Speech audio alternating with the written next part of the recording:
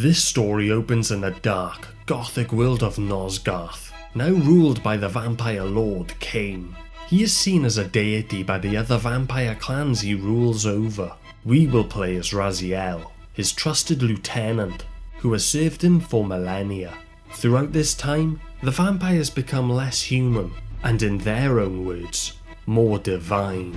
Some years after the Master's state of change, the minions' evolution would follow, until Raziel has the honour of surpassing the Lord. For his unwillingful transgression, agony follows.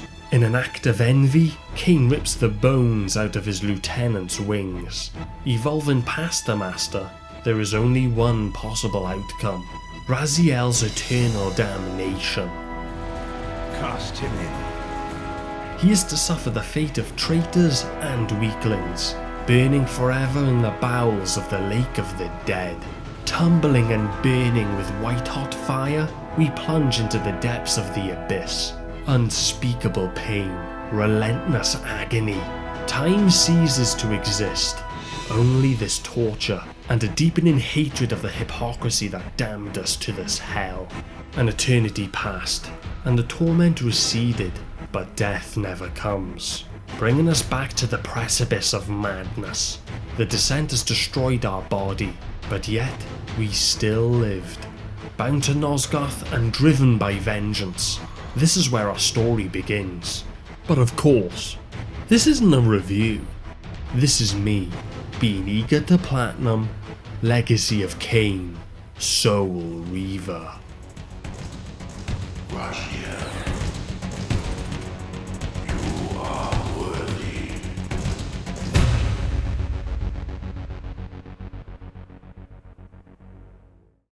Raziel is resurrected by an ancient entity, though in-game, it's never referred to as the Elder God. Horrified by his new undead form, Raziel hears a voice from the depths, guiding him toward what must be done to restore balance to the world.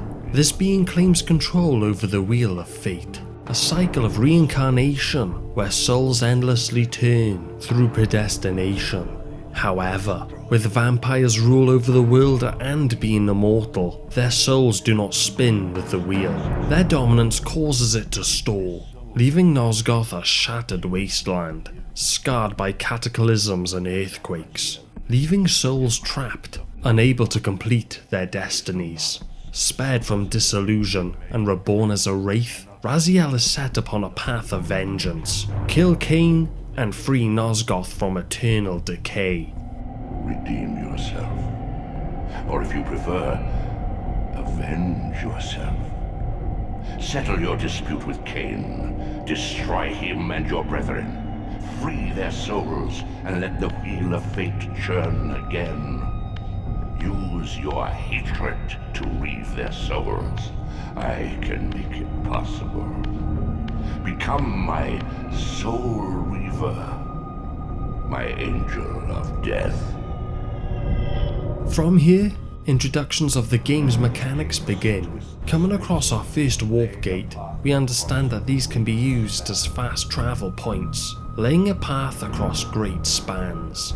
Feeling weak and now a wraith, our bloodthirst has been replaced. To sustain our strength, we must claim lost spirits of the underworld and consume the souls of our enemies to heal. Our wings, though ruined, are not without purpose. Taking hold of them as we leap will still carry us across chasms. Here we encounter our first enemy, Sluha, scavengers of the underworld, their feral hunger claiming countless souls. Spirits that now shall never find their rest. These portals that lay on the floor are a conduit between the spectral and material realm.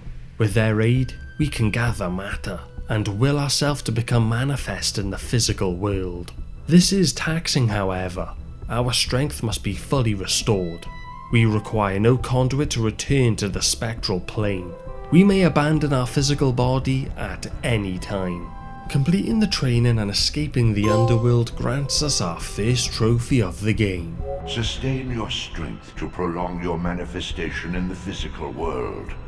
If you fail to feed or absorb too many wounds, this fragile matter will dissolve. Even though we are a wraith, we are a young one, and still retain many of the vampiric weaknesses. Immersion in water, although not fatal, will dissolve our physical body, forcing a return to the spirit world. If we find ourselves back within the spectral realm, water has no heft or lift. It stands as thin as air. Approaching a new enemy, Raziel questions what these creatures are. Educated more by the voice in the abyss, we are told that they are children of one of our brothers, Duma. As for pretty much all enemies in the material realm, physical wounds are fleeting. A vampire's immortal flesh begin to close as soon as it's split. Vampires only fear wounds that impale or inflame. Water scorches like acid, and weaker opponents are devastated by sunlight's touch. When in combat, we'll have to modify our tactics to suit our foes. With our newfound strength, solving puzzles, moving massive obstacles almost effortlessly, and claiming souls, we return to the place of the condemned, our death place, the Lake of the Dead, Raziel's tomb, and the womb of his rebirth. Though much of Nosgoth has changed, this area is somewhat familiar to us, and Raziel can gain his bearings to determine the direction of his own clan's territory. Upon arrival, the Soul Reaver finds it utterly desolate. His vampire clan has been eradicated by the one who refused to martyr himself to restore Nosgoth's balance, condemning the world to the decay we now see. Kain. Able to wield any form of spike, I do tend to enjoy the satisfaction of insta-killing vampires. So much so that very quickly I get rewarded for my efforts. Progressing into another territory, we infiltrate Necropolis, inhabited by the Malachine vampires. On our travels, entering deeper into the area, there is a perfect time to get another combat trophy. Here we must crush an enemy with a block. Sounds simple at first, but if you don't use your head, you'll be like me, getting cocky to try this without making the vampires groggy to stabilize them first. But eventually we get the job done. Another trophy we get is falling into the water and sending us back into the spectral realm, popping up the Dissolution trophy. Figuring out the puzzles and heading past layers of secret doors, we have a suspicion that someone is either protecting or keeping something locked away. Eventually Raziel stumbles upon one of his brothers, Malchiah, one of the few who witnessed our death and did nothing to prevent the execution. His form now changed due to the decline of Nosgoth's imbalance, all because of Kain, leading to the clan scattering to their territories. Malchiah would slowly devolve into a large bloated abomination, his underlying decay covered up by a patchwork made from the less fortunate, the bodies of his victims. This reunion between the two is anything but warm, leading to Malchiah aggressively approaching Raziel in an attempt to kill. With the amount of mass this creature has, we won't be able to battle it head on, as with a few hits we would surely perish. Looking around the environment, there are ways we can pierce through its deformed body. In the process, if we were bold enough to attack it from behind, we would unlock the Backstabber trophy. With Malchiah weak enough to bait into the center chamber, if Raziel is quick, we will be able to set off a trap to achieve the killing blow to this foul creature. Crushing Malchiah into pieces, his soul is released from its body. Consuming the soul, we gain a gift. Insubstantial barriers are no longer a hindrance to us within the spectral realm. Will ourselves to pass through? And we shall. Now able to gain access to once inaccessible areas, we can enter the sanctuary of the clans. Upon entry, tackling our way through minions, Raziel stumbles across the ruined pillars of Nosgoth, where Kain rests on his throne. Confronting Kain, he isn't surprised to see Raziel, and implies that he has indeed destroyed Raziel's clan.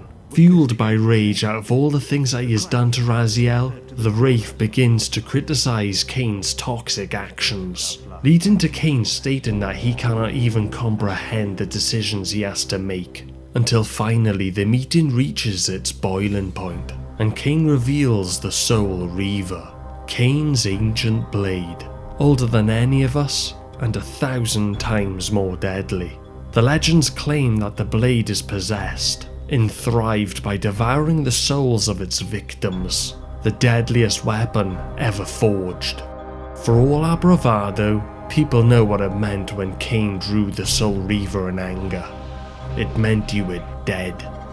There is a trophy for this encounter where we must progress through this battle without getting hit once. A difficult task, in which we will have to come back to. With just a single hit from the Soul Reaver, we are sent back to the spectral realm. If we are quick enough to strike before the blade's charge is full, Kain will teleport away after being attacked. Repeating this process enough times, the fight will end as Kain breaks the blade on our body. He will then flee, proclaiming that we are a step closer to our destinies. The blade is vanquished, so it unfolds, and we are a step closer to our destinies.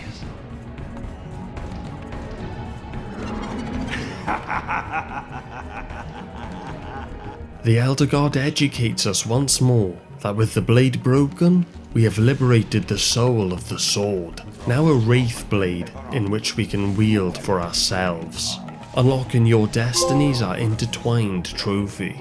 From this moment, Raziel and the blade are bound, Soul Reaver and Reaver of Souls. Our destinies are intertwined. This new weapon can be manifested when we are at full health. Another wraith appears, questioning how she has come to haunt the pillars, are met with Kain's backstory from previous games, how he refused to sacrifice, hence corrupting the pillars and the world stated before. They share a common foe. We aren't the only ones who can be freed after Kain's death. When we have need, we can return and seek guidance in future. The wraith named Ariel tells us the location of our next brother, Zephon. We must head east, but beware however. He and his brood have cocooned themselves inside a derelict cathedral, having murdered its human guardians. Opening the entrance to the cathedral, unlocking a story-related trophy, we meet our new foes. Our first glimpse of these spawn make us realise that we may be in a derelict place, but not uninhabited. From here we unlock a few trophies, the first being Energy Unbound, using the Soul Reaver charge move on 10 vampires. A great finishing blow. The next is named Between the Zones, and this is for shifting through the realms 50 times during one playthrough. This is done by either losing all our health or solving puzzles, as in this world, you will need to find the solution to the puzzles in between the two realms to progress. Making our way through the troublesome puzzles and new enemies, Raziel encounters another brother, Zephon, now morphed into a greater version of his minions, a large arachnid-esque creature whose body is merged to the cathedral's high spires. Prodigal son, there is no returning for you, Raziel. One goal I was keen on reaching for a trophy was to remove all of Zephon's legs, which after learning his attack patterns wasn't so hard of a challenge. With his legs removed, the fight is more simple, as I wouldn't have to worry about as many attacks, until finally, we can set this abomination alight with its cocooned eggs and torch, picked up by the remains of the unfortunate. Earning another boss battle trophy, Stifled Titan. Absorbing its soul grants us with another unique ability.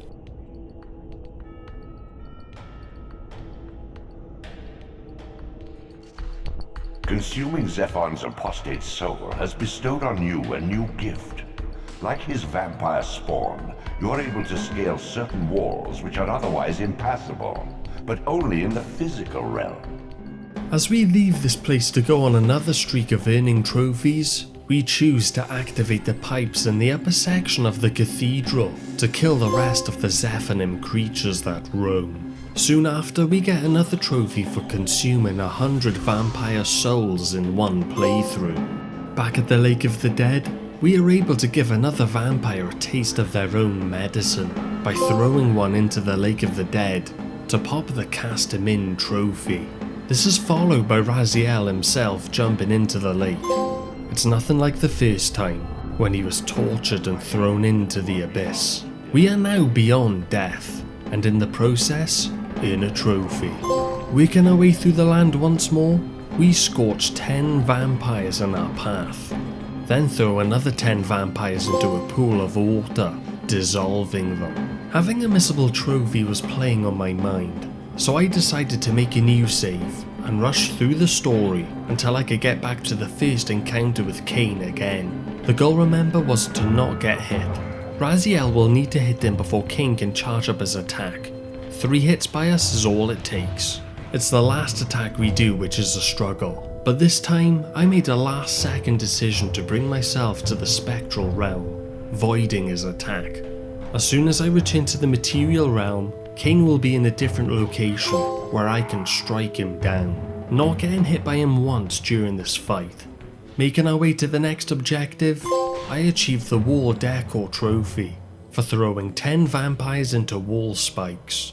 Back to the main story, we are guided by Ariel and the Elder God to go in search of the Tomb of the Sarafan, which were a group of vampire hunters long before Kain's vampire rampant days. Entering deep into the tomb, and to the shock of Raziel, he notices the empty coffins. Above are the names of himself and his brothers. A cruel revelation, as Raziel finds out about Kain's sacrilegious act, turning the corpses of Raziel and his brothers, Sarafan nobles, who spent their lives protecting the world from vampires, only to be turned into these demons themselves. Too long dead to remember the Sarafan roots when reborn. Discovering this dirty secret pops a trophy. Using the spectral realm to progress, we are accosted by the Tomb Guardian. Defeating the Tomb Guardian earns you the You Shall Pass trophy. This is where Raziel gains another power, granting us the ability to use telekinetic energy to move objects and force enemies backwards. Now at the Drowned Abbey, which is occupied by his brother, Rahab's clan. Exploring this abode unlocks the Desecrated Abbey trophy. Here, there is another trophy goal. We must reach the Abbey's bell tower without fully immersing ourselves within the water. During this challenge, I fail many times. Even upon seemingly doing it correctly, a trophy still doesn't pop. We must do this at the first time of asking. Throughout the challenge, however, we unlock the Double Impact trophy for killing 2 vampires with a Force Glyph. This new ability is great for quickly pushing enemies onto wall spikes. It's always pleasing getting those types of kills. Finally, after a painstaking amount of time, we eventually get the well-earned Don't Get Your Feet Wet trophy. In this territory, we find that Rahab's clan have overcome their vulnerability to water, mutating into amphibians, but at a cost to having an extreme weakness to sunlight. Travelling into the inner sanctum of the flooded abbey, Raziel confronts his third brother, Rahab, now evolved into a predatory sea-dwelling creature. Raziel. Rahab, you have adapted well to your environment, for one so maladjusted. Do not mock me, Raziel. You of all of us should respect the power bestowed by a limitation overcome. When told the truth about what Kain did to them, Rahab is unmoved. He claims Kain saved them from themselves, and when Raziel challenges this belief, Rahab attacks without hesitation. To progress, we must shatter the stained glass windows that shield the chamber from sunlight, all while avoiding the deadly water below. With our new ability, we destroy each window, flooding the room with light, and finally exposing Rahab to his biggest weakness. From here, we claim his soul, and with it, the power to swim freely in water that was once fatal to us.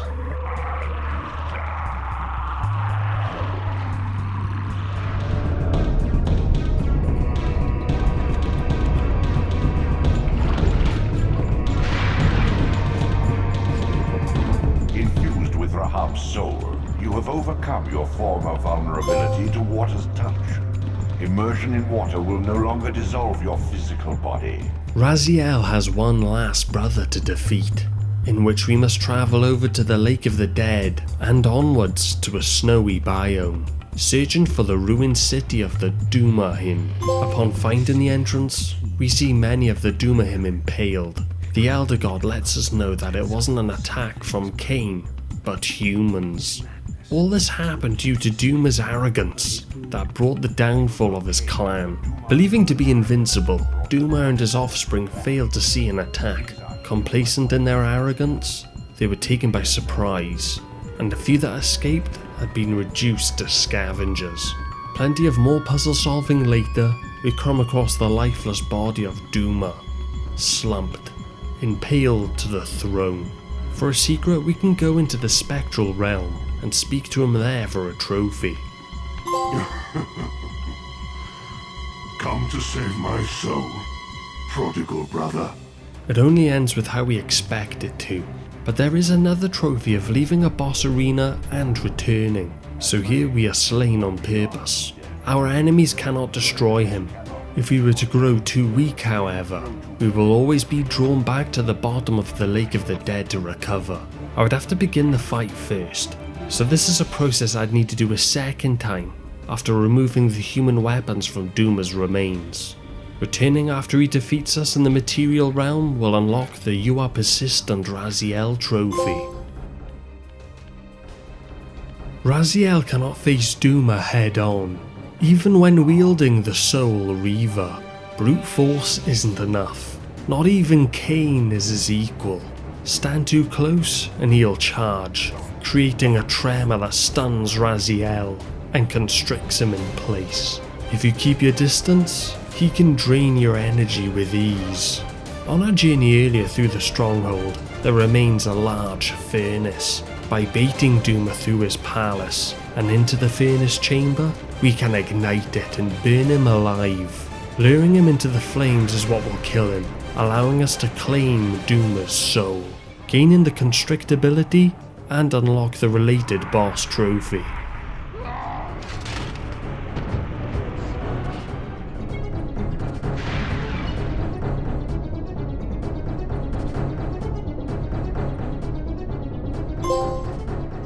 Much like returning to the Lake of the Dead to seek guidance from the Elder God, we can visit Ariel at specific points in the game for hints. Doing so by hitting all these markers unlocks the Ariel Remembers trophy. With only Kain left to confront, now is the perfect time to clean up the remaining trophies, being mostly miscellaneous, collectible, and upgrade related. Untouchable requires us to quickly react to an enemy firing a specific attack against us. By blocking a telekinetic attack with one of our own, pops the trophy. The Taken by Surprise trophy can be earned through a stealth execution, or with a speedy telekinetic attack from range. Not Without Purpose requires gliding for 30 seconds from a high enough vantage point without using an updraft. So there are exploits for this, but there's not as much fun in doing that. There's still a few more things to earn, but at this point I started focusing on finding all the elemental glyphs. These glyphs can give us powers that are found throughout the world, where if we were to travel to the story related parts of the game, we would completely miss them all in optional areas we can visit, such as the Human Citadel. Finding out a way to infiltrate their base will pop a Breach from Above trophy. Soon after, when entering, if we were not to attack any humans during our gameplay, they will drop to their knees and worship you, instead of attacking on sight, causing a hindrance to our progress, earning the Don't Be Afraid trophy. Whilst here and travelling throughout the city with the abilities earned from boss battles, we must solve a staple of the game, that being puzzles. Finding the solution earns the Hydromancer trophy for obtaining the water glyph. With their weaknesses to water, doing this around vampires will stun them. Each optional location gives us secret powers we can use against groups of enemies if overwhelmed. Obtaining the Fire Reaver earns the Primordial Flame trophy. If on our travels we are to see a fire pit, we can hover our Soul Reaver blade over it to set it alight and be more critical in battle. Other glyphs unlocked with a Sunlight glyph, able to instantly vaporize certain vampires by forging sunlight, unlocking the Daywalker trophy. The same goes for the Stone glyph, popping the Hammer Time trophy, turning enemies into stone for us to break. These elemental attacks are so fun to watch. I really wish I used them more, and thought that I should show them off after every trophy pop. The next found was the Fire Glyph, which of course burns vampires into a charcoaled corpse. A great named trophy was earned after, called Soul Reaver.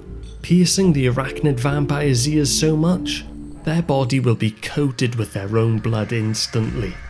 Now for the last glyph, we are able to get the Force Power, which in the process will pop the Lawmaster trophy too, for obtaining all glyph powers. Using these powers does cost energy however. Throughout our time in the game, scattered across the plane of Nosgoth, are glyph energy collectibles that will increase the glyph energy capacity. Finding all the glyph energy power-ups gets us the Great Old One trophy for reaching maximum glyph energy capacity. Another collectible to find are health pickups. Finding around 5 will lengthen our health coil. Able to find every single one will max out Raziel's health, ready for the final battle against Kain, and have us achieve the Soul Spiral trophy. The last miscellaneous trophy that I missed out on was to head back to the human citadel and find a way to get to the top of the water tower, unlocking the From This Summit trophy. Now on to the final events of the game. Being endowed with Doom's power, Raziel is able to gain access inside of the Oracle's cave, even more north of the ruined city. He must make his way through the labyrinth, where it becomes clear that this cave belonged to Mobius, the Time Streamer, supposedly a manipulative time-controlling figure who shares enigmatic predictions to gullible visitors, a ruthless manipulator with the power to bend time, a force that Kain encountered and murdered centuries ago. Dwelling deeper into the cave, Raziel finds multiple black hole vortexes, where if he were to stare into, he would have visuals of the past, present and future, triggering a story-related trophy. These show encounters we have experienced from our death, claiming the Soul Reaver, discovering the tomb of Raziel and his brothers, who were once a part of the clan of Sarafan vampire hunting priests, only to return from death as the things they once hunted by Kain. Among this are things supposedly yet to happen, such as another battle against Kain, and striking down Ariel for an unknown reason, the last being an unsettling image of himself, wielding a red Wraith Soul Reaver blade, leaving him to question, has this all been foretold, or is it Kain trying to manipulate his mind? One of the last trophies we are yet to earn are activating all warp gates. There are a total of 14 in the game, which are able to teleport you to any location. Finding the last one before our inevitable encounter with Kain pops the Warp Factor trophy. The final showdown begins. Raziel enters the main chamber to see Kain awaiting. Enraged by the truths uncovered throughout his journey, Raziel condemns Kain for his betrayal and manipulation, but Kain argues that all of his actions have been justified, with Raziel stating Kain is only offering a convenient rationalization for his crimes. The argument begins to center around one theme. Are we bound and predestined by fate, or can we choose our own path of free will? Kain does not believe destiny is an absolute, so while Raziel wants vengeance and sees betrayal and cruelty, Kain sees necessity. Everything he has done was for a purpose, not simple conquest. He created a paradox, a being who could defy destiny itself. This conversation ends with no resolution, and the two enter in combat. With each successful attack, Kain activates a part of a time portal, laughing off strikes from our claws. Only fighting with the Wraithblade will do enough damage to finally have him flee, after priming the time portal and enticing Raziel to follow. Popping the You Nearly Had Me trophy for defeating Kain the second time, in the process unlocking the Platinum trophy, and also to be greeted upon the other side. Be warned, Raziel. Once you cross this threshold, you are beyond my influence.